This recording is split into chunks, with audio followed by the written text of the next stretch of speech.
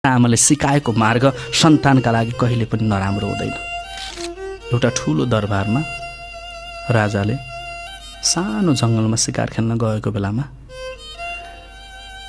एउटा सानो सुगाको बच्चा लिएर आएछ, गुडबाट चुटालेर त्यसलाई ल्याएर आफ्नो दरबारको मूल गेटमा भनेजी फलामको पिञ्जडामा राखिदिएछ क्या।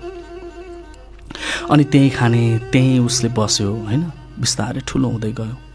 अनि उड्ने बेला भयो, पखेटा काट्दिँदा रहेछन्, नङ्ग्रा पलायो, नङ्ग्रा काट्दिँदा रहेछन्। त्यो कहिले पनि उड्न पाएन त्यो सुगा। एक दिनको कुरा हो, राजालाई कति गर्नु दरबारको काम गर्नु, शिकार खेल्न जान्छु भनेर शिकार खेल्न जान मन लागेछ। अनि आफ्ना सेनापतिहरूलाई तयार बनाएर, हात हतियार तयार बनाएर शिकार खेल्न जाँदै रहेछ। मूल गेटमा ट्याक्क सुगालाई देख्यो। सुगालाई देखेपछि त्यसले भन्यो, आज म शिकार खेल्न जाँदैछु सुगा, तिम्रो बाबा र आमासँग पनि भेट हुन्छ होला, भन तिम्रो बाबा र आमालाई म के सन्देश पठाइदिउँ भनेर भनेछ। सुगाले एउटै शब्द बोलेछ, मलाई मेरो सन्देश मेरो बाबा र आमालाई केही पठाउनु पर्दैन महाराज, मलाई मेरो बाबा र आमाले पठाइदिएको सन्देश ल्याइदिनु, मलाई त्यही पुग्छ। मेरो बाबा र आमाले चाहिँ के भन्नुहुन्छ मलाई भनेछ। हुन्छ भनेर शिकार खेल्न गएछ। घनघोर जङ्गलमा शिकार खेल्न जाँदै थियो। जङ्गलमा शिकार खेल्न जाँदै गर्दा नभन्दै सुगाको बाबा र आमालाई भेटाएछ। भेटाएपछि पहिचान गरेपछि राजाले बोलाएछ, ए तिमीहरू यहाँ हो। सुगाको बाबा र आमा नजिकैको डालीमा आएर बसेछन्। अनि उनीहरू देख्ने बित्तिकै हत्त नपत्त मेरो छोरालाई कस्तो भयो। अब एउटा बाबाले भेटाएपछि मेरो छोरालाई कस्तो छ, के छ महाराज, मेरो छोराको अवस्था के छ, मेरो छोराले हामीलाई के सन्देश पठाएको छ भन्नुहोस् न भनेछ। राजाले मुस्कुराउँदै भनेछ, तिम्रो छोराले तिमीहरूलाई के सन्देश पठाएको छ, बस एउटै चिज पठाएको छ, मेरो बाबा र आमाले मलाई के सन्देश पठाउँछन् त्यो सन्देश लिएर आइदिनु भनेर भनेको छ भनेर भनेछ। तिमीहरूले नै तिम्रो छोरालाई सन्देश पठाऊ र के छ। आमाको मन हो, मानेन। मेरो छोराको अवस्था बताउनुहोस्, के छ छोराको अवस्था भनेर जिद्दी गर्न लागेछ। त्यो जिद्दी गर्न लागेपछि अनि राजाले भनेछ, तिम्रो छोरालाई मैले सानोमा गुडबाट चुडालेर लगेँ। गुडबाट लगेपछि तिम्रो छोरालाई मैले पिञ्जडामा राखेँ। फलामको पिञ्जडामा तिम्रो छोरा बस्छ, त्यहीँ खान्छ, त्यहीँ हुर्किएको छ। उड्न खोज्छ, पखेटा काटिदिन्छौँ, हिँड्न खोज्छ, नङ्ग्रा काटिदिन्छौँ, तिम्रो छोरालाई भनेछ।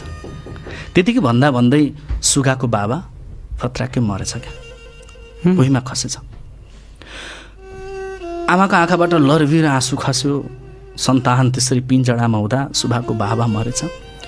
अनि फेरि कन्टिन्यू गर्छ राजाले, तिम्रो छोरा अलिअलि बोल्न थालेको छ, तिम्रो छोरा अलि ठुलो भएको छ, तिम्रो छोराले आमा र बाबा भन्छ, तिम्रो छोरा साँच्चीकै भन्ने पनि बहुत राम्रो छ, तर पनि फलामकै पिञ्जडामा छ भन्न बित्तिकै सुगाकी आमा पनि मरेछ। राजा दङ्ग पर्यो, के रहेछ यिनीहरूको भनेर दरबार फर्केर आयो। दरबार फर्केर आएपछि मूल गेटमा सुगाले कुरेर बसेको छ नि, के सन्देश लिएर आउँछन् होला भनेर देख्ने बित्तिकै भन्यो, मेरो बाबा र आमाले मलाई के सन्देश पठाए महाराज। राजाले शिर निहुर्याएर न्याउरो मुख लगाएर न्यास्रो मुख लगाएर भन्छ, केही सन्देश पठाएन, भन्नु केही त सन्देश होला। अनि राजाले भन्छ, तिम्रो बुबालाई तिम्रो आमालाई मैले जङ्गलमा भेटाएँ। जङ्गलमा भेटाएपछि नजिकै बोलाएँ। तिम्रो आमाले मान्दै मानिने जिद्दी गरिन्, तिम्रै बारेमा सोध्न खोजिन्। सायद आमाको मन हो, मैले तिम्रो बारेमा भनिदिएँ, फलामकै पिञ्जडामा बस्छ, त्यहीँ हुर्किएको छ, त्यहीँ उड्न खोज्छ, पखेटा काटिदिन्छौँ, कहिले हिँड्न खोज्छ, नङ्ग्रा काटिदिन्छौँ, बहुत सुन्दर छ तिम्रो छोरा भनेर तिम्रो वर्णन गर्दै थिए सुगा। तिम्रो बाबा पनि मरे, तिम्रो आमा पनि फत्रकै खसेर मरे। राजाले के भन्न पाएको थियो, सुगा पनि पिञ्जडाभित्र मर्थ्यो।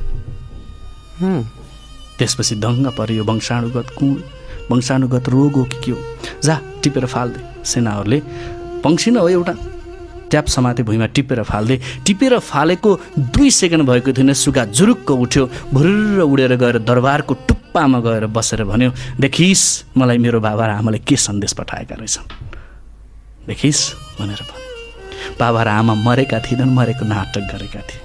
त्यही सन्देश बोकेर राजा आयो, सुगाले पनि मरेको नाटक गर्यो। अनि भुइँमा फालिदिए, उड्न पायो पन्छी भएर, स्वतन्त्र भएर। बाबा र आमाले पठाएको सन्देश, बाबा र आमाले सिकाएको मार्ग सन्तानका लागि कहिले पनि नराम्रो हुँदैन। गुरुले गलत ज्ञान र बाबा र आमाले गलत मार्गमा लाग्न कहिले प्रेरणा दिँदैनन्।